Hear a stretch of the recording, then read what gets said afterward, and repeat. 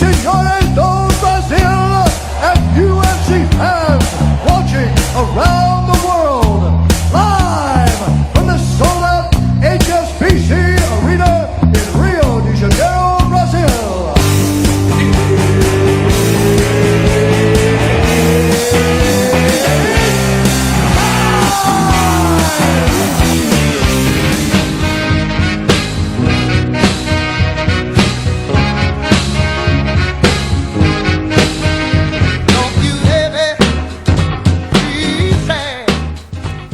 Fala galera ligada na MMA Brasil, fala galera ligada na Central 3, chegamos mais uma vez para mais um podcast It's Time, diretamente dos estúdios da Central 3 aqui em São Paulo. Eu sou Thiago Kiel e voltamos para o nosso podcast comemorativo de número 300, aqui na contagem que vem desde 2011, quando Alexandre Matos fazia podcasts ligando a caixinha de som e o microfone colado na caixinha de som para fazer trilha, maravilhosos momentos do passado.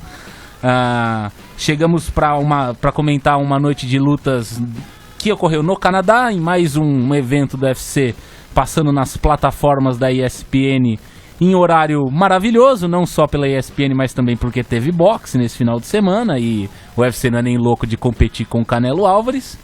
E para comentar tudo isso comigo, como é de praxe, aqui do meu lado, Bruno Costa. Boa noite, Bruno, como vai? Boa noite, tô bem. Tá bem? Você soube que Bruno Sader deu uma desculpinha, pediu folga, não falou nada? Não. Você tem algum tipo de especulação dos destinos de Bruno Sader nessa segunda-feira maravilhosa? Não, ele relatou só um tipo de problema estomacal, mas acho que não convém sair contando pros nossos ouvintes. Um grande abraço pro Bruno Sader, que deve estar nos ouvindo agora do trono dele. Melhoras pro nosso amigo. E como não pode deixar de ser também, diretamente da filial do Rio de Janeiro, da Zona Oeste de Bangu, Diego Tintim. Boa noite, meu camarada, como vai?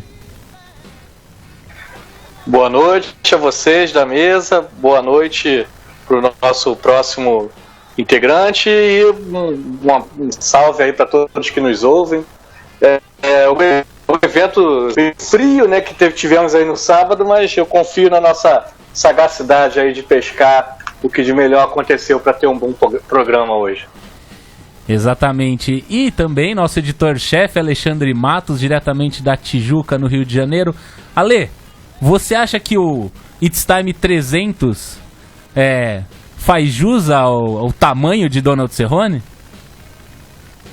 Boa noite, boa noite, Kiel, boa noite, Bruno, boa noite, Tintim. Cara, faz.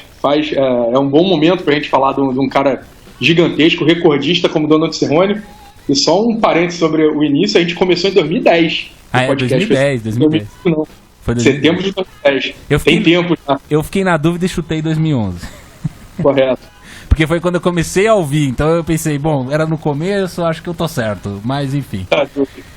Como sempre aqui comandando o áudio e trazendo essa live maravilhosa para todos vocês, Matias Pinto, boa noite, meu caro, obrigado por nos receber novamente aqui. Boa noite a todos os ouvintes aí do It's Time, leitores do MMA Brasil e que também gostam, né, da nossa produção aqui da Central 3. E, seu Matias, sem mais delongas e sem mais especulações sobre o destino de Bruno Sader, que eu sei que ele ficaria fazendo mesmo se um dos outros nós faltasse, mas eu darei o benefício da dúvida a ele dessa vez. Traga a trilha do UFC para nós, por favor.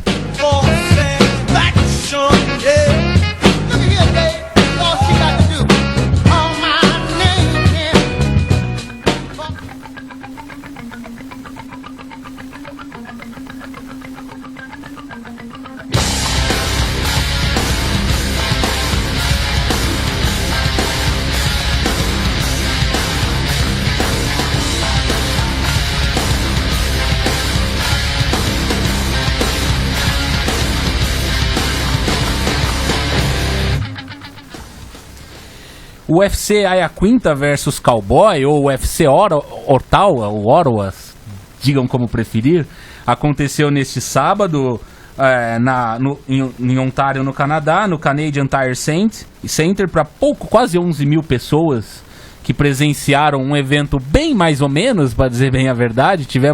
Começamos até com uma luta boa no card preliminar, mas aí começou a se arrastar o evento, muitas decisões mais ou menos, atuações sofríveis de peso pesados para variar. Também para um card que tinha o Main Event que tinha, não podia se esperar muito. Talvez isso tenha também trazido um pouco de azar pro card, mas terminamos com uma luta principal de altíssimo nível, uma atuação maravilhosa de Donald Cerrone, que venceu em 5 rounds o Al Iaquinta, ali com um provável 10-8 também marcado por 2 juízes e também por boa parte da mídia que pontuou o evento. Como é que você viu o evento em geral, seu Bruno Costa, e como é que você viu essa atuação do Cowboy que volta, né? Eu lembro que eu fiz uma prévia da volta do Cowboy quando ele lutou contra o... Não foi o Volkanovski, Alexander Hernandes. Isso. E eu falei na prévia lá naquela parte final, olha, o Cowboy que tá hoje num nível medíocre, não tem condição de lutar nos pesos leves. Quebrei a cara maravilhosamente, fui cobrado no Twitter, inclusive. E com razão, bem feito. Ninguém mandou duvidar do Cowboy. E uma atuação maravilhosa, né? Conseguiu anular ali, talvez ali, tirando o primeiro round, até que foi bem parelho. O segundo, a Iaquinta venceu, mas depois do terceiro e os rounds de campeonato, né? Não que tenham valido cinturão, mas em aqueles rounds de luta principal, o Iaquinta sofreu muito nas mãos do Cowboy Cerrone, né, Bruno? O Cowboy melhorou bastante em alguns aspectos nos últimos anos, embora ele tenha perdido, como bem descreveu o Alexandre na resenha dele, perdeu um pouquinho em agilidade, velocidade, mas ele é um cara que está muito inteligente, cada vez mais capaz de colocar o plano de jogo dele em prática hoje em dia.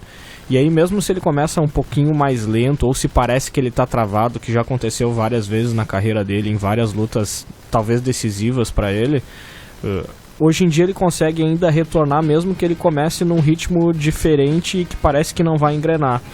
Então, assim, um cara que começou tomando alguns golpes um pouco mais fortes do Iaquinta, no segundo round isso também aconteceu, além do que é o ideal para ele. É um cara que ainda tem bastante queixo, mas não é o que já foi outrora, porque a idade chega para todo mundo, claro. O tempo não vai parar de passar, mas ele é um cara que está muito inteligente, então ele começou a conseguir imprimir um ritmo que é mais o que ele gosta de trabalhar. Ele trabalhou com bastante competência, chutes baixos, os golpes retos, e conseguiu variar bastante o jogo dele. A luta foi ótima, né? Diferente do resto do resto do card. E assim, de parabéns o Cerrone. Ele tá aí de novo na porta, tá no top 5, provavelmente na próxima atualização do ranking. E tem tudo pra fazer ótimas lutas. É um cara que tem um estilo de luta que é muito chamativo pro fã médio, principalmente. Então pode casar ele com qualquer lutador ali do top 5 que vai sair coisa boa, com certeza. Concordo totalmente. O senhor casou ele contra quem? Justin Gaethje. Não tem como errar, porra. Não tem como qualquer errar. Casamento que o cara faça tirando no peso talvez leve ali Nurmagomedov, Kevin Lee, que talvez também sejam lutas complicadas pra ele, ele vai fazer luta excelente. A gente tá falando do Cerrone? Cerrone. Ah, sim. Também acho. Acho que são estilos menos complicados pro Gaethje, por exemplo. Exatamente. Mas claro, pro Cerrone sim. Seu Alexandre, uma coisa que eu achei muito interessante vendo a luta foi a capacidade do Cerrone em retalhar as entradas do Iaquinta e conseguir manter a distância praticamente a luta inteira. Óbvio que ele foi acertado, e ele foi bem acertado em alguns momentos, mas ele conseguiu dificultar muito o trabalho da Iaquinta de se aproximar, e mesmo com algumas entradas de queda, o Iaquinta não teve isso como um plano A, nem plano B, provavelmente, mas teve uma certa facilidade em manter o Iaquinta longe, né, Ale? Como é que você viu essa questão e como é que você viu a luta em geral? Eu achei que a estratégia de aproximação do Iaquinta, que é um cara menor, com menos alcance, mais baixo, eu achei que ele foi arriscado e se provou errado no decorrer da luta. Ele normalmente, quando a gente vê uma diferença dessa de porte físico e de capacidade de dimensões mesmo do corpo de cada lutador, a gente tende a pensar numa abordagem parecida com a do Frank Edgar, né? Exatamente. Muita velocidade, de ficar bastante longe, entrar, bater e sair rápido, né? Para você poder justificar aquele velho lema das artes marciais de atinja e não seja atingido, né? Que esse é o principal lema de qualquer modalidade de luta. E o Iaquinta, ele optou por uma outra abordagem. Em vez dele entrar, bater e sair, ele entrava, ficava, batia mais de uma vez e saía. Ele tem um queixo danado, né? A gente percebeu isso durante a luta. E quando ele optou por isso, ele sabia que ele ia ser atingido ou na entrada ou na saída, mas que ele estava apostando, provavelmente, na maior potência que ele tem, pra, tipo assim, se ele deixar 3 e levar 1, uma hora ele derruba o Cerrone.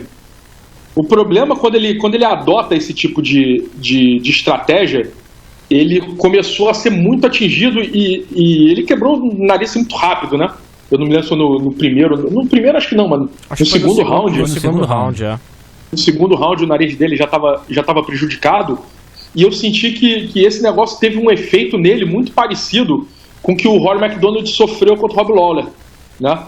Chegou ao ponto de um cara com queixo fabuloso como o do Iaquinta, ele sofreu um knockdown com jab bem despretensioso, né? Que foi o golpe que nocauteou. Não foi o jab do Rory MacDonald, que foi um direto, né? Porque o Rob Lawler é canhoto. Então um direto do Rob Lawler já é um pouquinho mais desagradável. Mas foi um lance muito parecido, né? A diferença é que o do Donald Cerrone era o punho da frente, então foi um jab, foi bem menos impacto do que o direto que o Rob Lawler acertou no Rory MacDonald, e aquilo meio que desacelerou e diminuiu muito o ímpeto do Iaquinta durante a luta. Então ele pagou a estratégia, com essa estratégia ele pagou pelo que ele teria de vantagem, que seria nos rounds de campeonato, no quarto, no quinto round, ele que deveria ter crescido na luta, né? Porque era para ele estar menos cansado do que o Cerrone. O Cerrone é um cara muito mais desgastado que ele, e o que a gente viu foi o Cerrone aumentando o ritmo, aumentando a intensidade cada vez mais, com o Iaquinta pegando o caminho inverso. Então, não sei se isso foi uma estratégia definida pelo Rei Longo, se foi o Iaquinta que optou por fazer isso. Eu imagino que o lutador não vai tomar a decisão dessa sozinho, né? Então, acredito que isso deve ter sido treinado, mas eu acho que isso teve isso foi um fator muito, muito, muito importante na decisão, no andamento da luta e em fazer o Iaquinta perder o que seria a principal vantagem dele. E aí facilitou muito o trabalho do Donald Cerrone de controlar a distância, que não estava acontecendo com facilidade nos 2 primeiros rounds, né? O Cerrone não controlou a distância com facilidade nos 10 primeiros minutos. Isso aconteceu muito facilmente nos 15 minutos finais, mas não nos 10 primeiros. Exatamente. Deixar um abraço pro pessoal que está nos acompanhando aqui, Isabela Aquida, Léo Paz, o Diego Fávaro fala que hoje chegou cedo para acompanhar desde o começo. Seu Diego Tintin está online conosco, inclusive, Matheus Costa, o Bernardo Oliveira reforçando a audiência aí na sua região da Tijuca, viu, Ale? E o Bernardo Oliveira também trazendo uma nova entidade aqui para o nosso conhecimento, como Cigano Casado. O Cerrone Pai. Que é o Cerrone Pai, que está 3-0. Também pode ser uma entidade, por que não? Felipe Biancardi Justo, Gisele Mineto, seu Zé Carlos Kiel, um beijo pro meu pai. Marco Antônio, João Henrique, entre Eugênio Veronese e mais muitas pessoas aqui conosco. Comentem que nós leremos os comentários aqui. Tintin, lá pro quarto round, acho que foi quarto round, não lembro se foi quarto ou quinto round, o Cerrone acertou um frontal no queixo do Iaquinta, que foi repetidamente dito pelo combate, parecido com o do Vitor, que o Vitor sofreu do Anderson, enfim, aquele frontal no queixo que sabe-se lá como a Iaquinta segurou a onda e não caiu. Apesar de toda essa questão que o Alexandre comentou em relação à tomada de estratégia equivocada, ou se não foi equivocada, foi muito bem assimilada pelo Cerrone, que soube retaliar isso muito bem, mostra cada vez mais o Iaquinta como sendo um lutador duríssimo, né? Mostrando que aquilo que se esperava dele, como o próprio Ale comentou na resenha dele, na prévia dele da luta, se mostrou um lutador digno desse topo que ele tá, mas que talvez falte alguma coisa ainda. Não sei se esse alguma coisa é possível de se alcançar, se o Iaquinta ainda consegue evoluir, se ele já tá no máximo possível, se ele passou já do ponto da onde ele deveria ter alcançado o máximo. O que você acha que essa luta muda naquilo que a gente estava vendo do Iaquinta desde que ele assumiu aquela luta contra o Khabib de última hora e depois venceu o Kevin Lee, e ele estava na 4ª posição, talvez a uma luta de entrar nas discussões de disputa de cinturão. Como é que você vê o status do Iaquinta agora, Tintin? O peso leve, ele é por natureza um local de bagunça, né? De balbúrdia, aí, seguindo a palavra da moda. Porque a gente pega aí os resultados dessa galera do topo. Fulano venceu Ciclano, que venceu Beltrano, que venceu... você não consegue estabilizar uma hierarquia clara, né, dessa parte de cima da divisão, né? A gente acha o Iaquinta vinha de algumas vitórias seguidas, aí perdeu para o Nurmagomedov. A gente achou que ele pudesse não ser um claro integrante aí desse topo aí. Aí vem a próxima luta, ele pega o Kevin Lee e vence sem deixar nenhuma dúvida, né? Então já bota ele para cima de novo. Aí vem o Cerrone, já meio que na parte final da carreira, vindo do peso meio médio, onde vinha perdendo algumas lutas. A gente acha que o Iaquinta vai ser o favorito. O Cerrone vai lá e, a partir metade final do segundo round, pelo menos, como o Alexandre descreveu aí, tem uma atuação excepcional e domina totalmente os últimos rounds da luta. Então é muito difícil a gente ter definir quem é que manda aí nessa elite, né, do peso leve, né? Eu acho que qualquer determinação que a gente faça, qualquer ranking arbitrário que a gente faça na nossa cabeça é negado sempre na próxima luta, porque realmente é a divisão mais concorrida, a divisão mais acirrada de todas elas do UFC. Então o Iaquinta vai se manter fazendo parte desse top aí, mas isso vai acontecer mais vezes daqui para frente. Ele vai vencer uma luta que a gente espera que ele tenha dificuldade, daqui para frente a gente acha que ele é favorito, ele acaba perdendo. Isso aí se tem uma coisa que não muda nunca no peso leve, é isso, é que os resultados são bem inesperados, não digo inesperados, mas bem variados, né? Muitas vezes o cara que é o azarão acaba saindo vencedor. Parece que não é somente... Pode falar, campeão, né? Tirando o campeão, né? Só é o único que destoa desse cenário.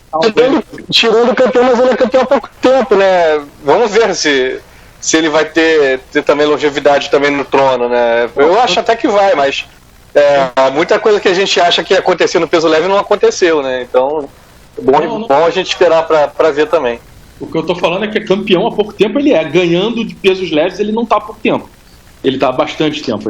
Sim. Desde sempre. Isso. O único receio que eu tenho em relação ao Nurmagomedov é que aconteça o que aconteceu com o Velasquez, né? É um cara que, pelo nível de treino que ele tem, e obviamente ele só tem esse nível de luta porque ele faz um nível de treino completamente insano, cobre um preço antes do que seria o normal para a carreira dele. Bruno, você queria fazer algum comentário? Não, eu só queria falar, eu não quis interromper antes os colegas, mas assim, o que eu achei do plano de luta do Iaquinta, eu concordo com o Alexandre, não foi o approach correto, mas eu achei que ele tentou se basear pelo menos, e as habilidades, competências dele são diferentes do estilo de lutador que é o Masvidal. Eu achei que ele tentou fazer uma luta parecida com a que o Masvidal fez contra o Cerrone, de eventualmente conseguir cortar a distância do Cerrone e encontrar o queixo dele e tentar acabar rápido a luta. Agora, esse não pode ser o plano de jogo completo para um lutador do top 5 do peso leve, né? Até porque ele pode não funcionar. Talvez ele tenha acreditado que ele ganhou do Masvidal de verdade, né? É verdade. Não ganhou. Porque... O Masvidal é do tamanho do Cerrone, né, cara? Ele é um pouco maior que o Iaquinta. É porque o Cerrone sofreu bastante, tirando, por exemplo, a luta dele contra o Rafael, ou lutadores que põem muita pressão ao Cerrone, que isso sempre se mostrou um problema dele, contra ou quem avançava muito em linha. Eu lembro de um começo de luta dele contra o Melvin Guilar, que foi uma insanidade louca. Quem avançava muito em linha pra cima do Cerrone, ele tinha uma certa dificuldade, além de, óbvio, colocar pressão, ou quem conseguiu transformar a luta numa pancadaria e foi mais técnico que ele, como na luta contra o Nate Diaz, que ele tomou uma surra histórica, que o Nate Diaz colocou ele naquele alcance do Nate Diaz, que tem, acho que deve ter uma envergadura um pouco maior que a do Cerrone, e conseguiu também tirar o Cerrone da zona de conforto dele. Mas essa qualidade do Cerrone de manter a estratégia, manter depois que ele voltou, principalmente depois da luta do Nate Diaz, que ele voltou a ter um pouco mais de calma. Eu acho que essa última, a incursão dele ao peso meio médio ajudou também ele a variar, pensar mais em variar o jogo dele e utilizar mais combinações, porque ali ele dependia muito das habilidades, ele não tinha vantagem de altura, por exemplo, que ele tem no peso leve. Então acho que ele ficou um cara mais inteligente, mas está naturalmente mais desgastado pelo tempo e pelo corte de peso agora, de novo. Exatamente. E... amigos, o Donald Cerrone chegou à 32ª luta no UFC, é o lutador que mais fez lutas no UFC. Em intervalo de tempo de casa, isso provavelmente vai ser incomparável, vai ser muito difícil alguém na história do UFC fazer o mesmo tanto de lutas por ano. Eu espero que sim, espero que tenha evolução no protocolo de treinamentos também, inclusive, que não permita que os sujeitos façam isso. É o segundo, agora tá... São 8 anos, né, cara? São 4 lutas por ano de média. Exatamente, de média, é um absurdo isso. E não é 4 anos de luta, não é 4 lutas por ano de média em 3 anos, é em 8 anos. São em 8 anos, exatamente. Ele tem o recorde de 6 lutas num período de 12 meses. Isso. Empatado até com o Sam Alvey, né, esse recorde. Que foi o 5-1, né? Foi um 5-1, né? Ele fez um 4-1 um ano. Daquele ano ele fez um 4-1. E depois ele fez mais uma luta e venceu, né? No ano seguinte. Aí... Isso. E, além disso, ele tá empatado como o segundo com mais vitórias, ou é o segundo isolado, não me lembro. O primeiro é o Jim Miller. Não, mais vitórias no UFC é isolado ele. Não, mais vitórias isolado, mais lutas é o Jim Miller, ele tá em segundo, né? Isso. Exatamente. Ele é o isolado com mais bônus, enfim. É um lutador que, daqueles que não foi campeão, talvez isso surgiu no nosso grupo de colaboradores. Isolado com knockdown também. Exatamente. Talvez seja o melhor lutador da história do UFC a não chegar a ser campeão, pelo menos até o momento, Ale? Ou pra não ter nenhum título relevante na carreira, porque ele também não foi campeão do WEC. Não, também não. Cara, o João Gabriel Gelli, ele me perguntou isso hoje de manhã. Eu falei pra ele, eu nunca tinha pensado nesse ponto de vista. Eu já pensei nisso várias vezes, mas não num cenário com o Cerrone, entendeu? Na época que eu tava pensando nisso, o Cerrone não era desse nível. E aí acabou que, por exemplo, o Michael Bisping, que era um cara que era muito dito disso, acabou sendo campeão. Então ele saiu dessa disputa, né, dessa avaliação. Cara, assim, o Cerrone, o Joseph Benavides, talvez, são eles, de repente, entendeu? Que são os melhores. De repente o John Dodson também nessa disputa veio vencer agora. O Dodson já teve uma queda maior do que a deles, né? O Benavides e o Cerrone se mantiveram relevantes por mais tempo, né? Sim, mas por uma gestão de carreira muito ruim, né? Porque o Dodson não tinha que estar lutando de peso galo. Pô, mas você vai falar de gestão de carreira do dono Cerrone? O Cerrone provavelmente não foi campeão por causa de gestão de carreira. Eu acho que a gente está esquecendo aqui cuidar um pouco mais da saúde e da preparação, talvez ele tivesse sido campeão. Tivesse tido filho mais cedo, né? O menino Yoel Romero ainda tem chance de ser campeão, mas eu acho que é outro cara que merece uma menção nessa lista aí. Talvez, também. Ô, Tintinho, uma discussão que você gosta muito, vale um... podemos garantir um lugar no Hall da Fama do UFC para o Donald Cerrone? Vamos ser a menina adolescente lá que tá o pôster dele, né? Exatamente. Eu já diria que ele tem tranquilamente esse lugar na parede. Já está lá, inclusive. Só está coberto ainda. A quantidade de recordes que ele tem, né? Não, acho que não tem nenhuma dúvida que ele vai ser incluído no Hall da Fama. Ela já recortou o pôster da revista, só falta colar. É isso? Talvez. Eu acho que pra ele entrar no Hall da Fama, a única coisa que ele tem que fazer agora é parar de lutar, porque... Sim, lógico. O que ele precisava fazer em atividade ele já fez. E só pra finalizar essa luta, uma coisa que eu acho importante, é difícil quando a gente chega nesse momento da carreira de um lutador, em que ele tá claramente no final da carreira, ele tem uma quantidade de lutas, ele tá chegando, se não me engano, a luta número 60, ele deve estar perto, ou 50, não me lembro exatamente, agora de cabeça. Eu lembro que acho que falta uma pra 50 ou pra 60, eu me perdi aqui com... Não lembro se ele tem 48 vitórias, 38 vitórias, sei lá, não lembro exatamente de cabeça, mas ele tá perto de um número redondo, assim, alto de lutas. Um cara que a gente sabe que é muito complicado pra ele, seria algo inimaginável ele ganhar do Nurmagomedov. Ele tem a possibilidade de fazer uma grande luta, talvez, com o Conor McGregor. Eles têm trocado tweets, já 2 lutas já, né, quando o Cerrone ganhou do Anthony Hernandes, do Alexander Hernandes, ele falou sobre essa luta, o McGregor respondeu no Twitter, enfim. Vocês acham que é isso mesmo? Vão ser algumas lutas grandes, alguma coisa assim? Ou vocês acham que esse desejo do Cerrone de disputar um cinturão, de repente um cinturão interino, enquanto o Nurmagomedov cumpre a suspensão dele, pode ser algo plausível, Bruno? Não, acho que não. Ele até disse que ficaria bem chateado se não fosse pelo cinturão a próxima luta dele. Eu acho que ele vai ficar chateado. Na verdade, eu acho que ele vai esquecer e nem vai ficar chateado. Ele só vão chamar ele pra lutar de novo. De repente faz um main event de algum evento da ESPN. E aí fica feliz de novo, porque acho que o que ele tem se importado também bastante é de juntar dinheiro o suficiente para ter uma velhice confortável com o filho dele.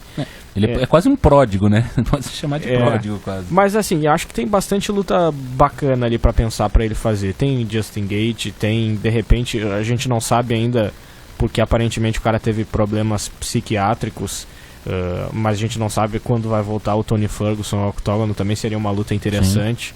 E eu acho que ele tá ali a uma luta, de repente, de disputar o cinturão do UFC. E assim, é difícil de falar em disputa de cinturão nessa categoria, porque tem um rapaz ali que tem a carta, o super trunfo, né, que é o Conor McGregor. Ele tá bebendo por enquanto, tá divulgando o whisky dele, o Proper 12. E não sei se ele vai querer lutar de novo, não sei se ele precisa lutar de novo. Eu não sei se na posição dele voltaria ao octógono, mas a hora que ele quiser... Que foi, Alexandre? A gente não te ouviu? Você não sabe se ele precisa? Como assim? Eu não tenho certeza. Porra, eu não sei a gestão bancária que faz o Conor McGregor. Eu não duvido, hein, Alexandre? Porra.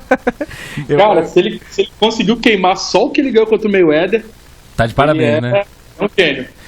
Mas ele pode... O Cerrone pode ser um novo Nate Diaz em termos financeiros, eu tô dizendo, pro McGregor, não, Ale?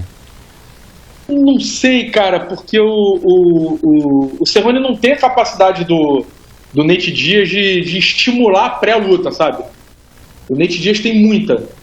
Então, e o Conor McGregor nem se fala.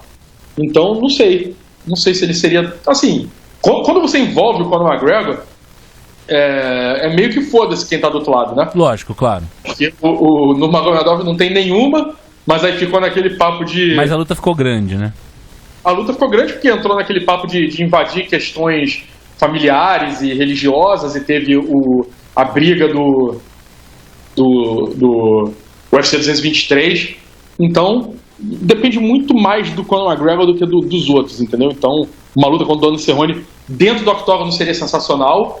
Ela seria imensa, porque qualquer coisa que o Conor McGregor se mete seria imensa, mas seria muito por causa do Conor, entendeu? Não sei se o Cerrone faria tanta diferença assim, não. Né?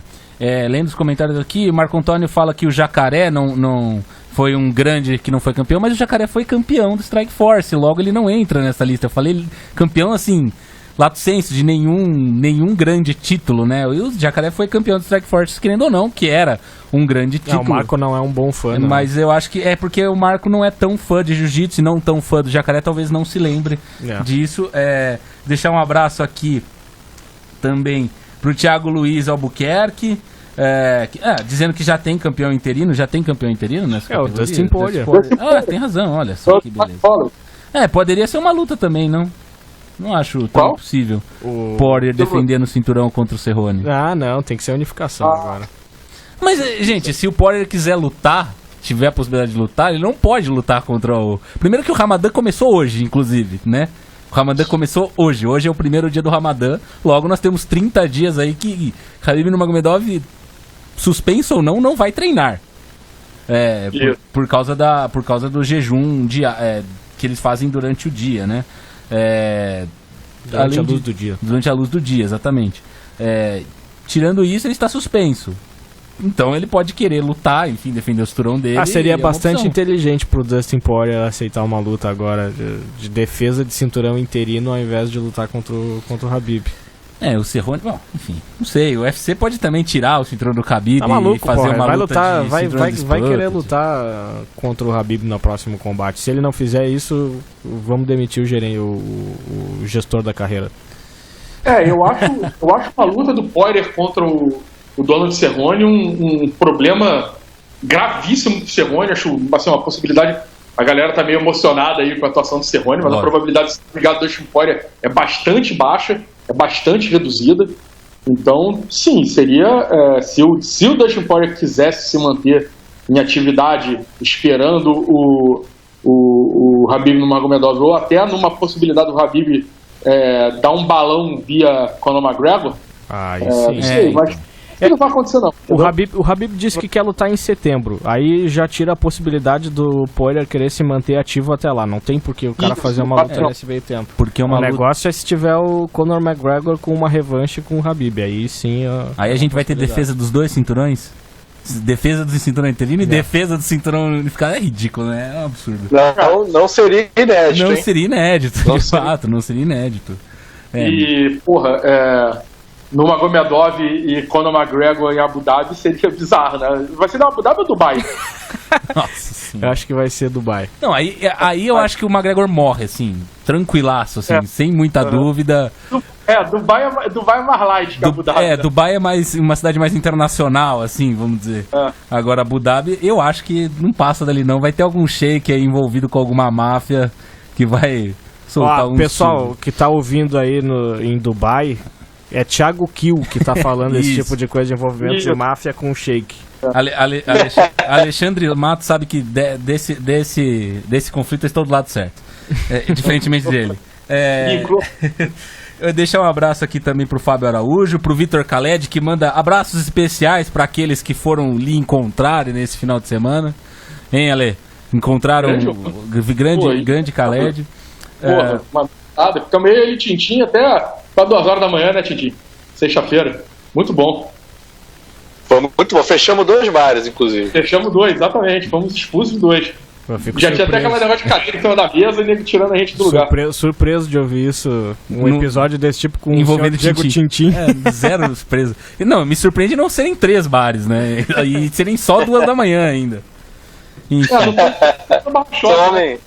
Sou um homem sossegado agora. Agora um homem sério, um homem de família, né, Tintim? Exato. Isso aí, tá certo. Bom, seguindo aqui na pauta, meus amigos, a gente vai Agora sim, hein, Alexandre Matos? Eu queria ter falado menos do Cowboy, porque a luta que aconteceu no Common Event me emocionou. Fiz questão de fazer a prévia dessa luta, que eu sabia que seria um lutão. E isso, obviamente, é sarcasmo, porque não foi.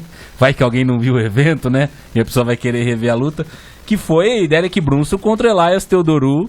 O Theodorou, que é um lutador dos mais chatos possíveis, contra um lutador que foi dos mais chatos possíveis, mas continua burro, apesar de hoje estar menos chato. Uma lutinha que começou engraçadíssima, né, Ale? Passou por momentos dantescos ali no primeiro round de burrice, mas pelo menos eram animados, e depois... Foi só desgraça. Eu vou no banheiro ali e já volto, tá? Porra, cara, aí vou te contar, maluco. Assim, eu não sei quem cometeu esse matchmaking, eu acho que deve ter sido o Mick Maynard, né? Eu não sei se ele teve a genialidade de cometer isso sozinho ou se ele teve algum cúmplice. Ele devia responder processo por ter casado essa luta. Ele devia ser demitido junto com o Derek Brunson pelo gestor da luta. Entendeu? Que caralho, maluco, não é possível, sabe? Sabe aquele negócio que você sabe que vai ser ruim e o negócio é ruim, você fica assim, maluco. Eu sabia que ia ser ruim, mas nossa, esses caras conseguiram. Assim, eu não sei nem explicar isso, sabe? Você sabia que ia ser ruim, mas você achou que o Derek Brunson poderia nocautear no primeiro round e deixar menos ruim? Não é isso não, é porque, assim, por fato de eu saber que ia ser ruim, eu pensei que não fosse me incomodar tanto. Sabe, é o contrário de quando você vai ver um filme que o nego bota mó pilha, e é que vai lá que é maneiro pra cacete, que lá você bota mó expectativa e chega lá e não é isso tudo. Sim. Então, aí a minha parada era meio contrário, sabe? Eu falei, porra, mano. A expectativa era tão baixa que não poderia ser pior do que você imaginava. E aí, sei lá, qualquer coisa que acontecer vai ser legal mesmo, então beleza. E não, maluco, os caras, você já não tem expectativa nenhuma, e os caras começam, e aí, como você falou, né? 2 minutos, sei lá, 3 minutos de graça tosca, né? A luta não foi boa, tecnicamente, em momento nenhum, né? Tirando um quedão que o Derek Brunson deu no Elias. No terceiro round. Isso, a luta não foi boa em momento nenhum, mas ela chegou a ser divertida, que pelo menos num bagulho que não promete nada como era essa luta, já era lucro total, né? Se a gente tivesse 15 minutos de diversão, de entretenimento, seria muito maneiro. Mas aí esses 2, 3 minutos de diversão começou a virar constrangimento e terminou com uma lamentação no final, né? Eu olhei e falei, maluco, não é possível que eu tô vendo um negócio desse. E é inacreditável. Que definição perfeita. Cara, porque assim, essa parada é a junção de um cara com QI de luta raso, com um maluco que eu não consigo entender que porra ele faz no octógono, entendeu? O maluco, o Elias, assim, ele deu uma corrida sábado. Assim, o nego reclama que é um lutador que corre, que não sei o que lá, e eu fico falando, pô, mano, você não sabe o que você tá falando. Às vezes correr é normal, porque... Quando a gente tá falando de um Lyoto Machida, por exemplo, né? Não só de outro, como uma Gustafsson. um monte de gente, cara. Sim. Você precisa correr para você se reposicionar e iniciar outro movimento ofensivo. Claro. Essa reposicionar desse outro movimento ofensivo do Elias não acontece nunca. Ele corre, olha para o adversário, ele tenta dar um chutinho pro lado, sei lá, mano. Cara, eu acho que eu não sei quem vai, foi o Tintin que falou muito bem lá no nosso grupo de colaboradores. Eu acho que ele entrou pra igreja do Rory McDonald, agora ele não quer mais bater nos amigos, entendeu? Exatamente. Ele não gosta de pessoas, entendeu?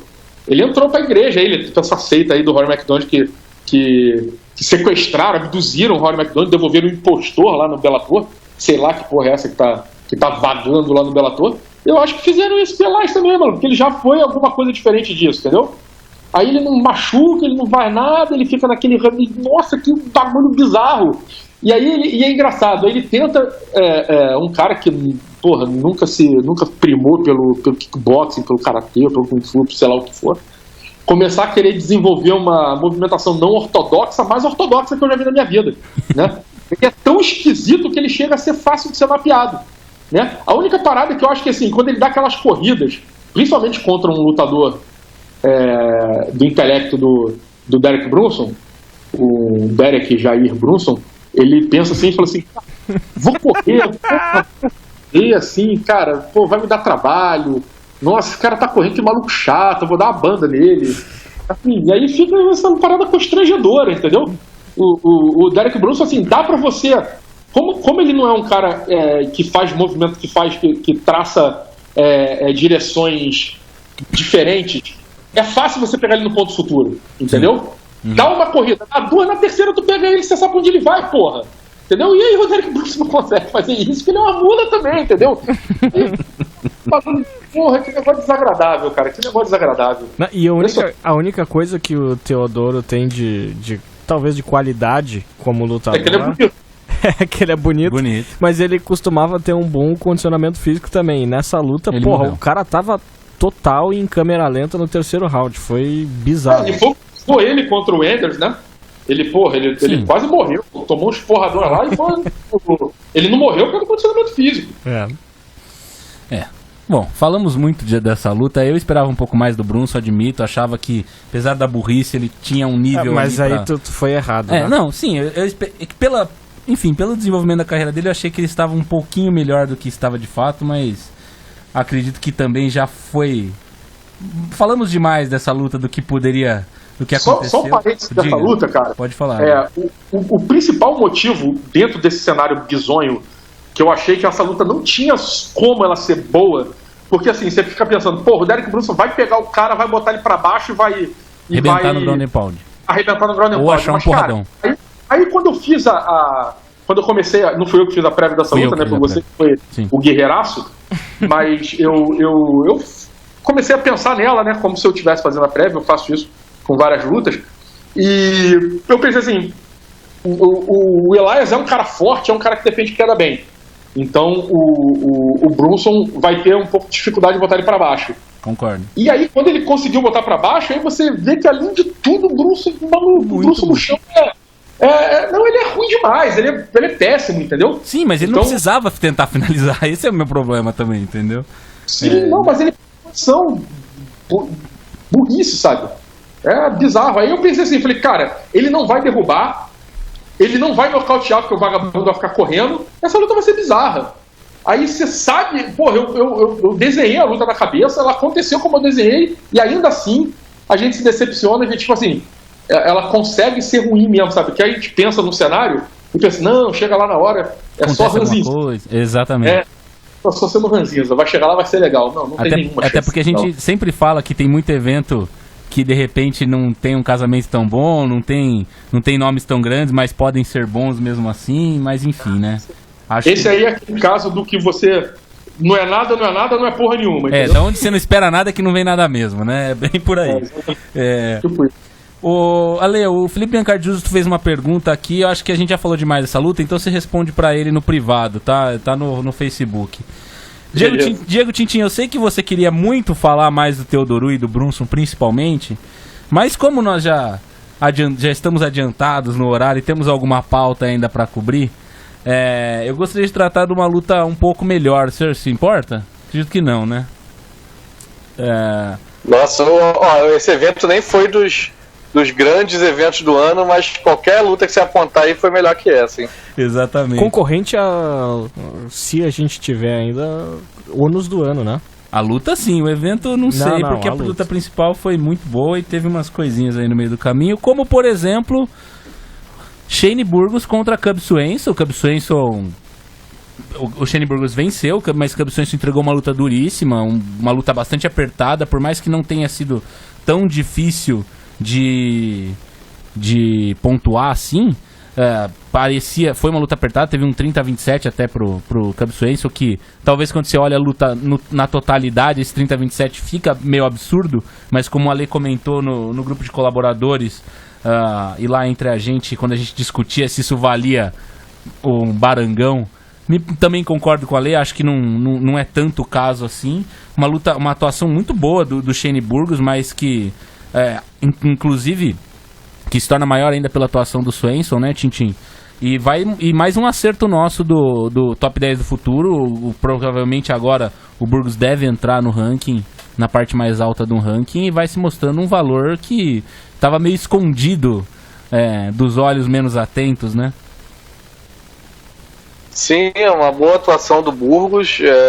Acho que o volume dele foi o diferencial nessa luta, né? Porque os dois trabalham bem com as mãos e tem uma potência.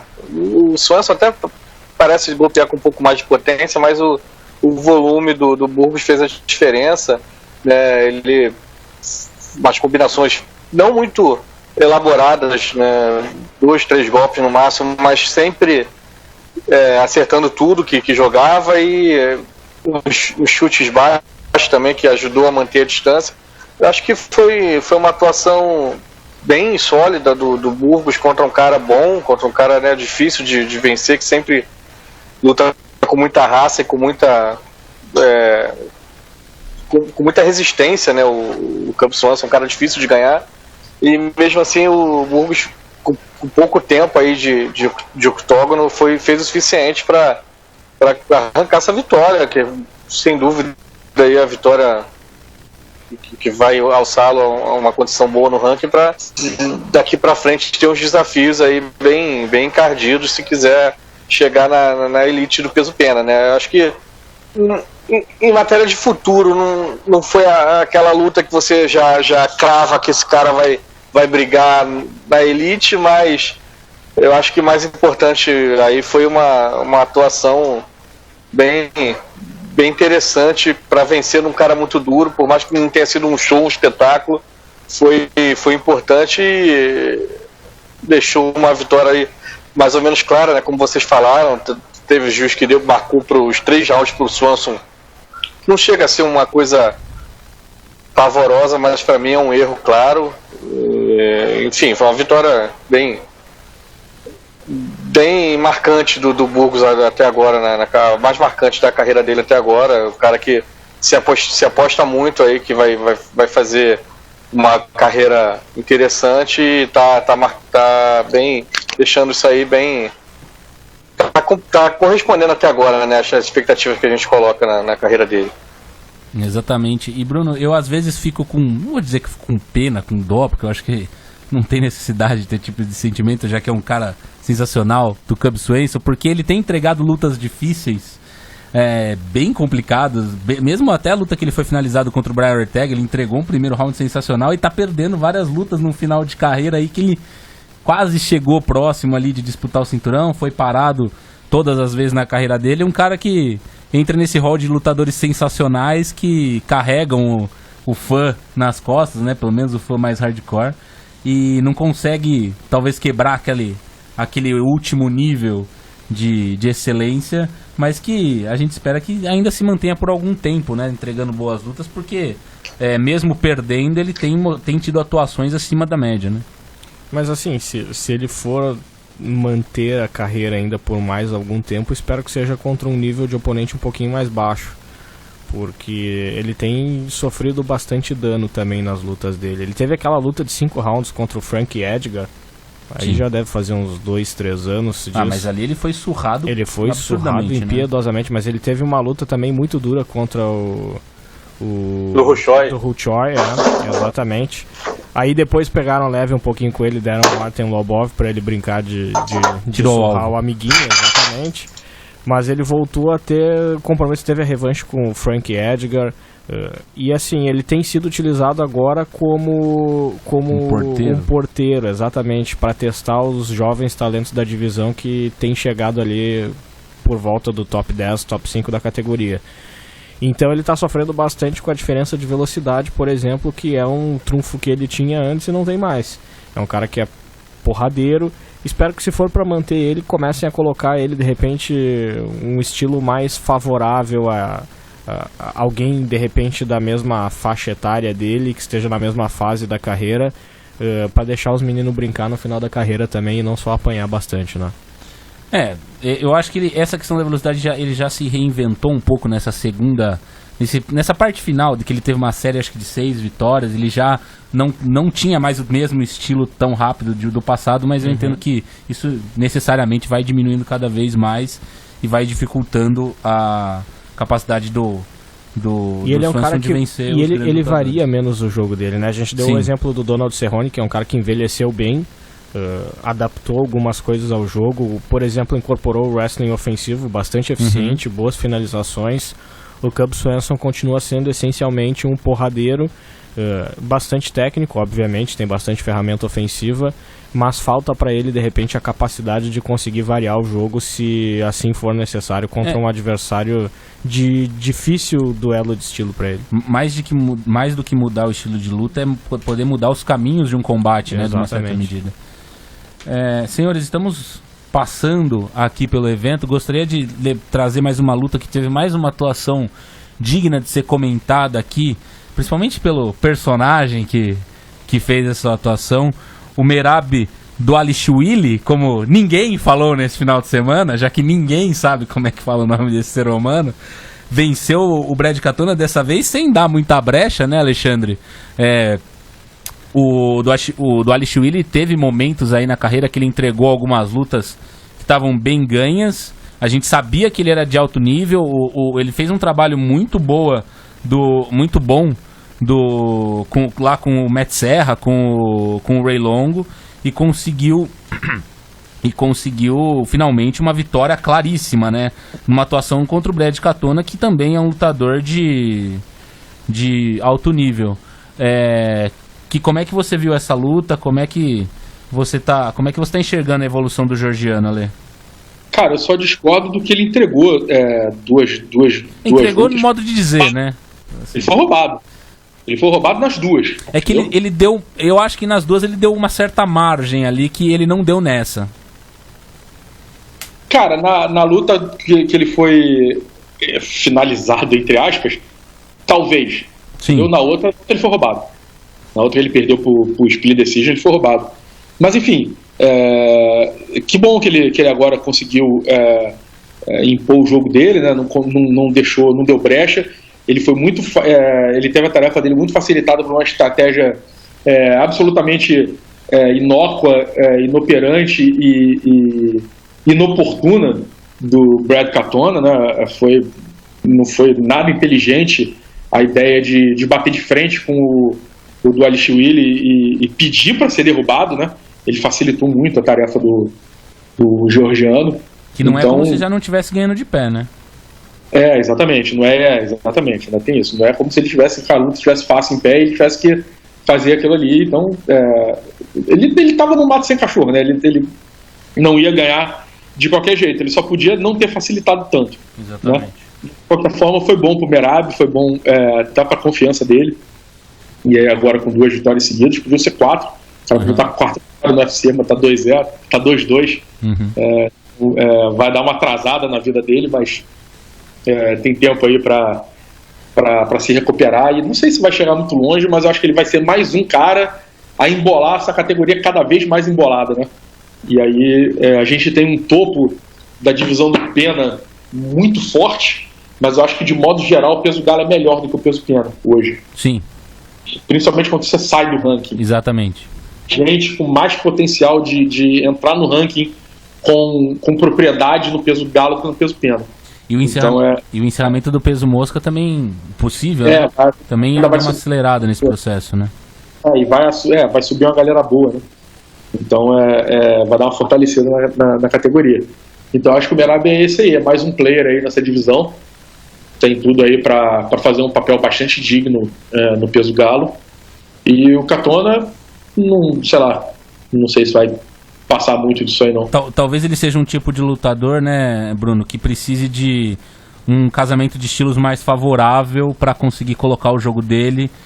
Quando ele pegar um wrestler forte que tenha a condição de igualar o striking dele, talvez ele tenha a vida muito dificultada, até porque ele não é um grande lutador de jiu-jitsu assim para conseguir causar tanto perigo por baixo, né? Pois é, eu fiquei surpreso pela parte do Katona, ele não conseguir vencer sequer a parte da luta em pé. Não sei se devido também bastante à ameaça de quedas do adversário, mas assim, acho que precisa bastante evoluir, ainda é um cara bem jovem, eu não sei se o camp dele é o mais adequado, porque ele treina na Irlanda, na SBG, que é o camp do Conor McGregor, e a gente não tem visto tanta coisa boa saindo de lá. Fica parecendo que de repente o Conor era uma exceção à regra de lutadores que não tem um nível tão alto assim pro MMA, pra maior organização do mundo que é o UFC. Então de repente ele precisa repensar realmente, precisa de desenvolvimento, talvez até trocar o camp de treinamentos, arranjar parceiro de treino melhor, mas do jeito que tá vai ser difícil, vai ficar dependendo realmente de muito boa vontade do UFC para dar casamento de estilo de luta favorável para ele. Concordo. Lembrando que além do Conor tem o islandês, o Gunnar Nelson, mas são dois talentos brutos, né? Que tem muito talento e não evoluíram tanto assim no estilo de luta e na estratégia como e o Gunnar geral, Nelson, né? Ele teve bastante da formação dele fora da SBG.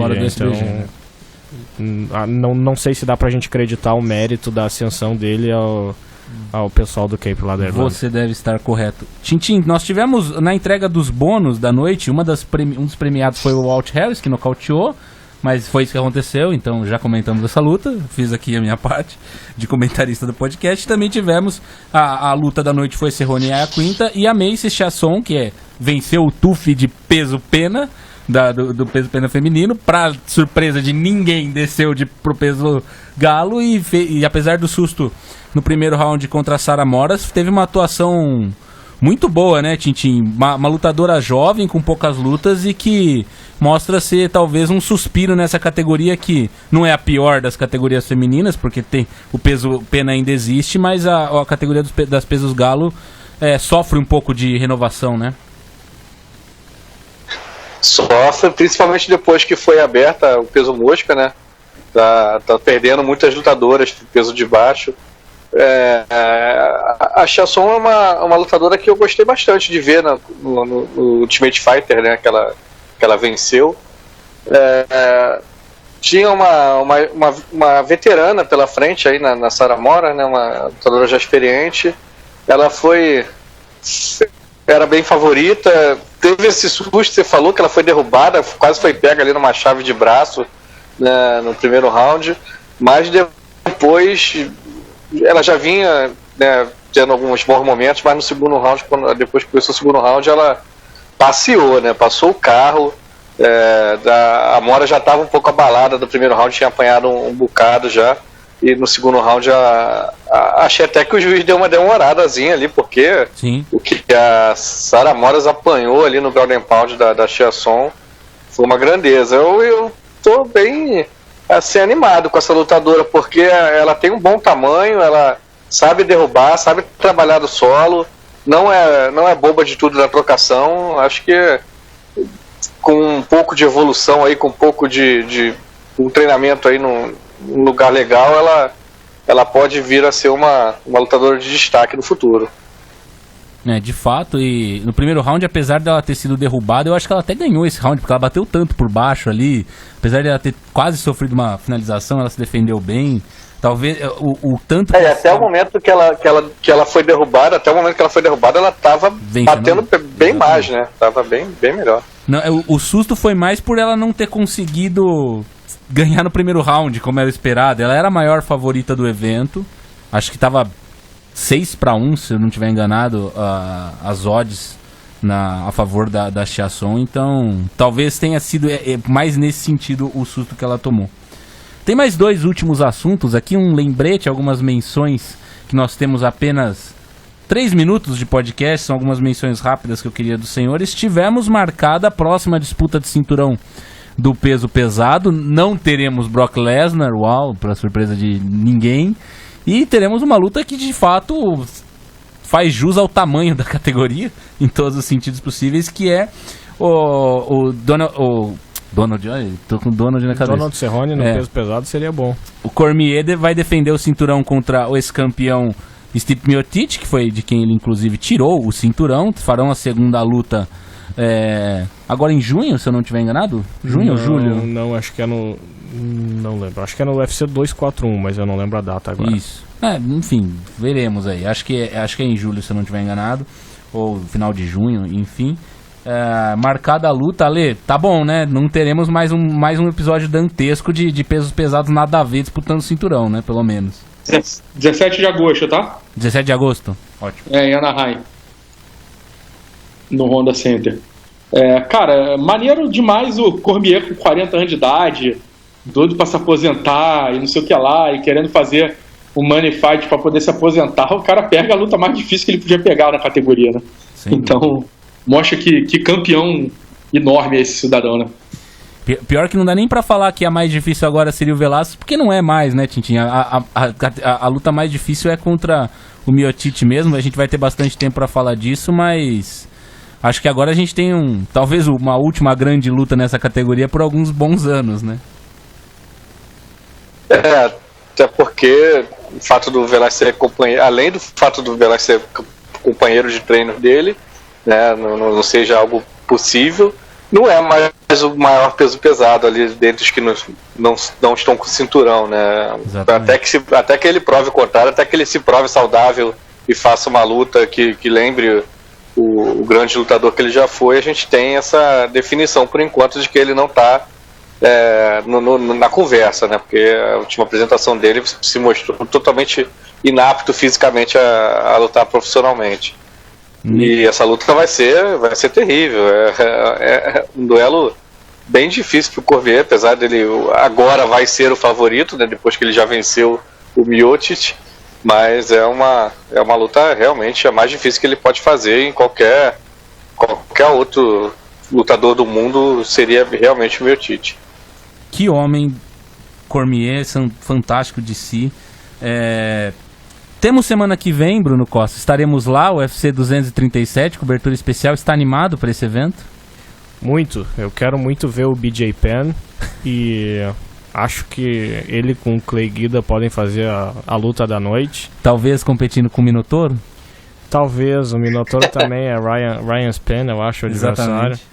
Ótimas lutas nesse Esse evento tá com a carinha de showball, hein? Tá com a carinha de showball foda. Ainda tem o jovem Anderson Silva também com o Gerald Cannonier. Vai ser um negócio maravilhoso. Cara, eu não duvidaria se houvesse bom senso e vergonha na cara de alguns cidadãos, eu diria que podia pintar no octógono mais ou menos umas 4 aposentadorias nesse evento. Não vai acontecer, mas podia, pelo menos 2 aí, acho que estaria de bom tamanho. Lembrando que o Thiago Pitbull já não é muito jovem também, né?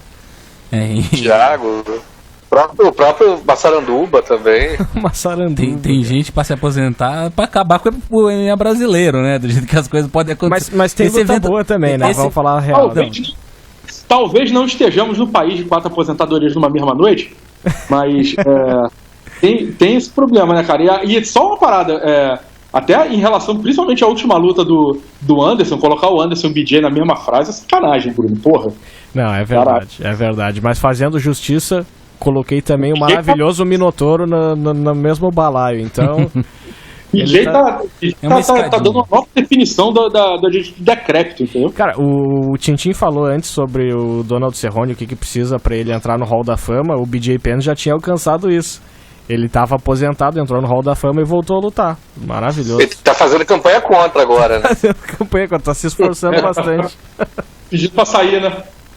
É isso.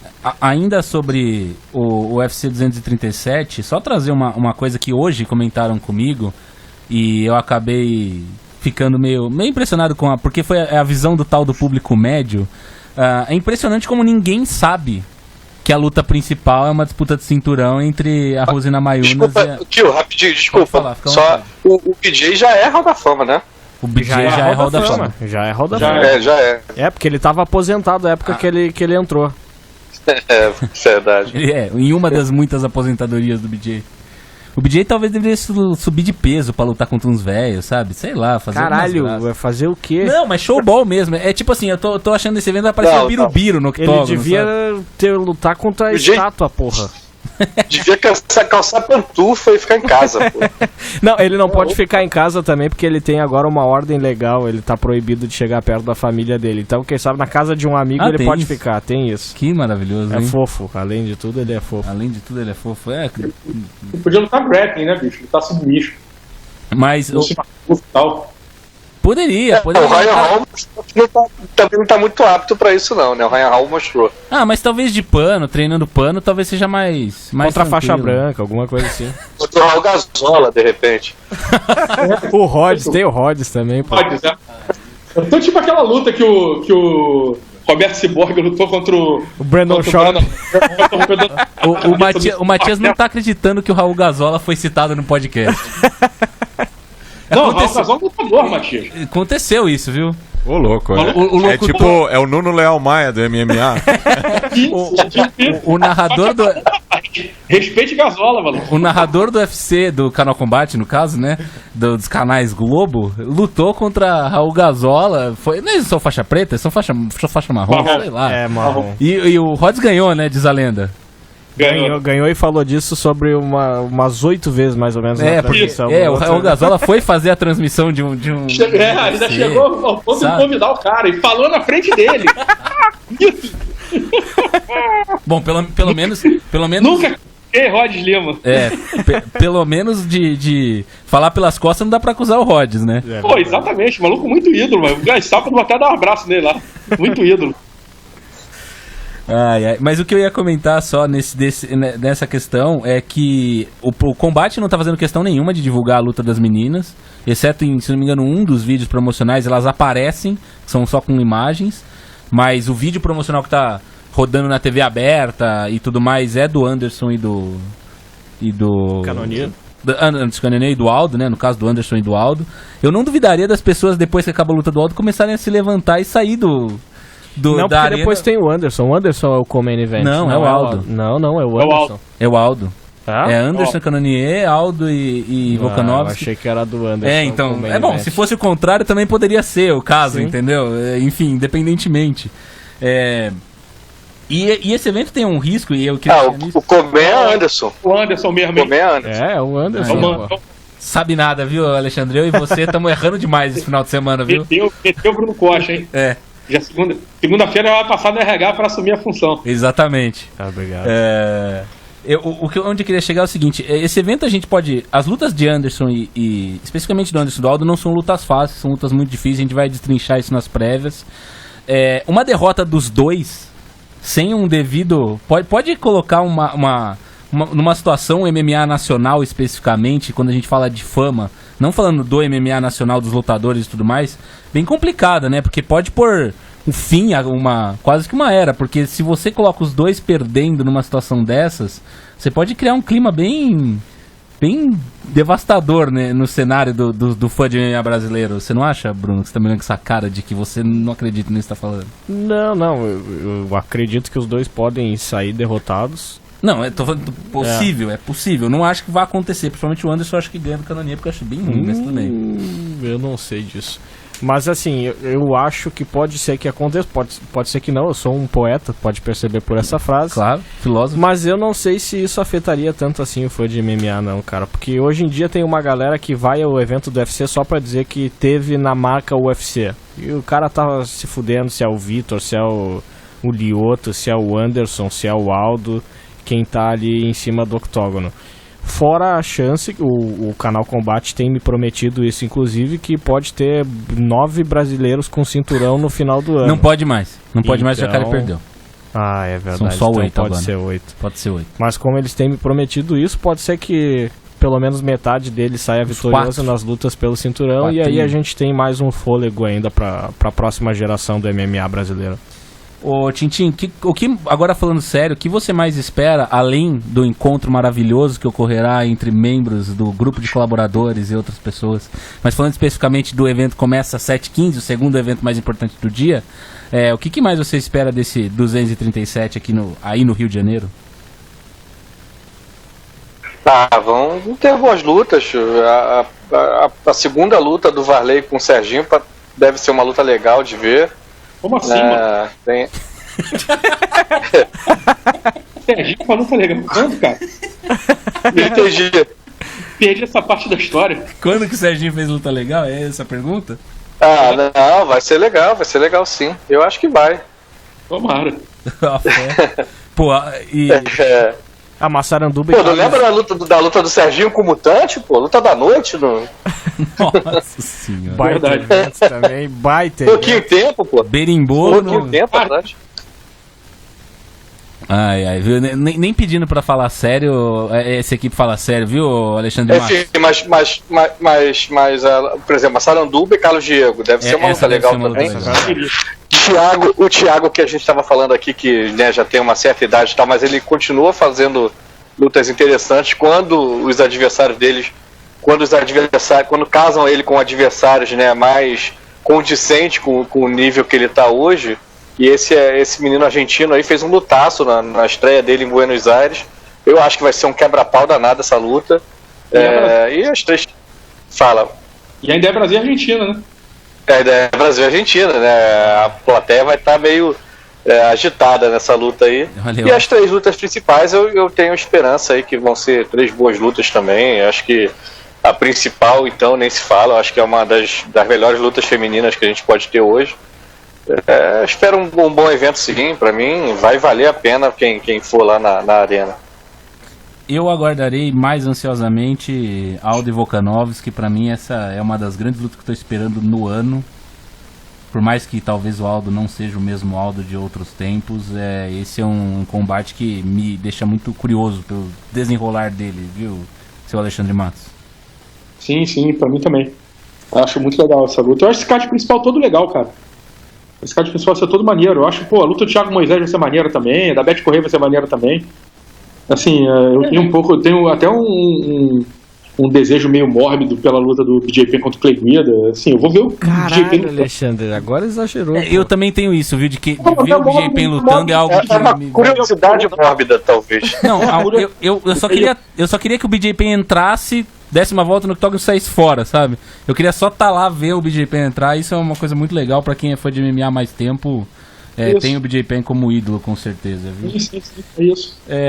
Mandar uns últimos abraços aqui pro Vitor Khaled, que perguntou: Rose ou Jéssica? Vou cravar, Rose vai ganhar sem erro, não tem dificuldade. Me cobre depois. Jéssica favorita nas casas de aposta, inclusive. Azar dos apostadores, tá fácil fazer dinheiro, pode apostar a casa e o Bruno Costa paga se perder. O Paulão Bueno faz o comentário dele. Thiago Albuquerque, William Gotten chegou no final. Pessoal, estaremos essa semana cobrindo em loco o UFC Rio. Rafael Oreiro e Gustavo Biso, certo, Alexandre? Isso. Estarão lá, farão todos os Media Days e coletivas e tudo mais para trazer o melhor conteúdo para todos vocês. Teremos essa semana também um texto do Donaldo sobre o PFL que começa na quinta-feira a nova temporada. Depois vocês podem conferir lá no site, bastante informação. Promete-se que Bruno Sader e Alexandre Matos farão um minuto do boxe para falar sobre Daniel Jacobs e Saul Canelo Álvares, que diz a lenda foi uma luta excelente. Alexandre Matos diz que é a melhor luta de boxe que ele viu na vida, inclusive. E teremos muito mais conteúdo no site. E espero que todos nos acompanhem aqui. Bruno Costa, obrigado pela presença mais uma noite.